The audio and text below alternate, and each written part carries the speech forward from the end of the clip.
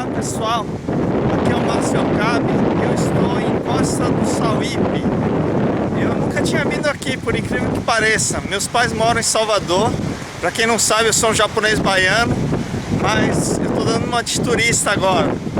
Bom, meus pais deram um super presente pra gente. A gente veio em julho aqui, inverno, né? Mas o inverno da Bahia é isso aqui, né? Olha só que bacana. Apesar de chover de vez em quando, ainda é uma maravilha. O que eu gosto de falar é que praia dá uma energia que não dá para descrever. Quando a gente se sente desenergizado, eu acho incrível quando a gente vem pra praia, mas eu particularmente quando eu venho pra Bahia é outra história. Então uma dica para vocês é encontre algum lugar que vocês tenham energia. Pode ser praia, pode ser campo. Outro dia a gente esteve em Itamonte, no Ecovila, e também é muito legal.